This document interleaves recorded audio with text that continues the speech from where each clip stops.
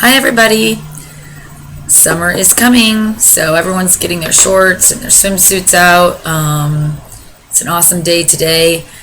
I just felt like vlogging because I'm having kind of the same topic keeps being brought to my attention through my clients and through some things that I've been struggling with recently. So I definitely wanted to vlog about this today. It's the idea of desire. I always ask my clients when I first meet with them, whether it has to do with just changing their lifestyle or losing weight, I always ask the same thing. I'm on a scale from 1 to 10. What is 10 being the most? What is your desire to lose weight or to get healthy or to live a healthy lifestyle? And it's interesting because a lot of times, more than likely, they'll say a 10. Absolutely, Kelly, it's a 10. And what that means to me, what a 10 means to me, is that it's a top priority. You're making yourself a top priority. You're making exercise and eating a top priority. But what oftentimes I see is someone says it's a 10, and then the first bump in the road, they're like, well, Kelly, I had to do that, or this happened, or this happened. And what I see is they're not really making themselves a priority. It's not really a top desire. To me, when you're trying to change your lifestyle, it just has to be the number one thing. And people will say to me all the time, well, Kelly, how do I do that?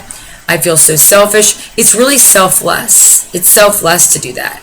Because if you're healthier, you're going to be able to bring more energy to your job, to your kids, to your family.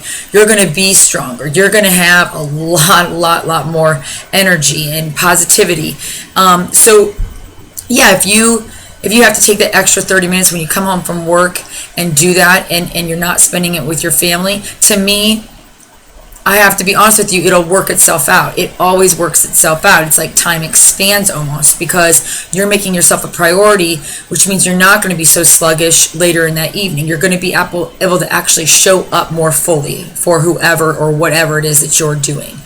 Even if you're at like your child's baseball or softball practice, start walking laps around the field or around the parking lot. Do some movement. There's always things that you can do.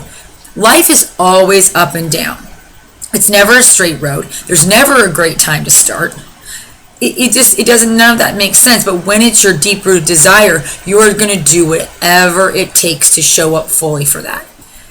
I know that for me, I mean, if I have a plan A, B, C, and D. And if I can't do plan A, I can't do plan B, plan C. D sometimes is 20 minutes, setting a timer at my house and doing something. Or, making sure that I'm planning those meals for the week so that I can have a really good food week. It's things like that, planning before I go to a restaurant, saying no to invitations that I know are going to sabotage what I'm trying to do. Yeah. It doesn't mean that you need to be unsocial. It doesn't mean that you need to give up your friends. It just means you need to speak up, you need to communicate, you need to have that desire. In order to change, you're going to need to have that desire. You're going to need to say to your friends, hey, can we go here instead of here? Because this has healthier choices. Or can we, hey, honey, can we not have those cookies in the house because those are a real problem for me? It's speaking up, it's communicating, it's being very honest, it's having that desire. If you want to change your lifestyle, if you want to change your weight or your body or really anything in your life, it has to be your top priority. If you're saying that on a scale from 1 to 10, it's a 10, and it's that deep-rooted desire, then really nothing comes before that. And I'm not saying, oh, Kelly, that's so selfish.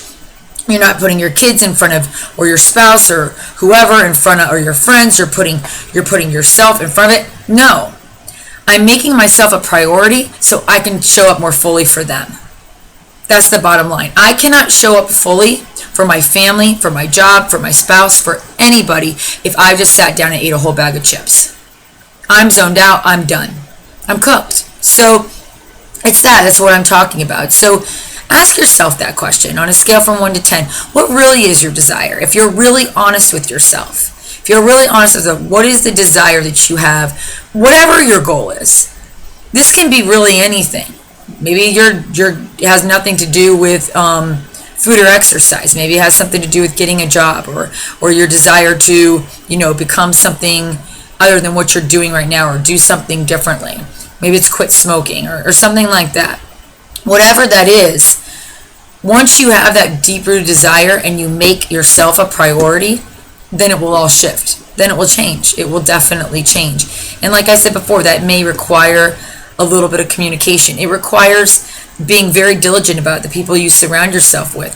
Set yourself up for success by having a really good support system, people that really support what it is that you're trying to do. Kind of trying to maybe not discuss the changes that you're making with the people that aren't unsupportive.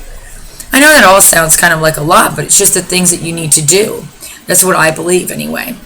And I know this last week, I struggled a lot, with some things that I wanted to change, and I felt like I wasn't very supportive. So I just had to kind of lean towards the people that I know are really supportive of me.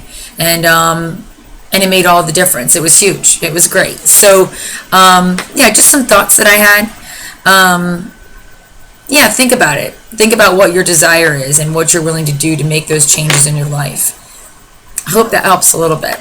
All right, thanks.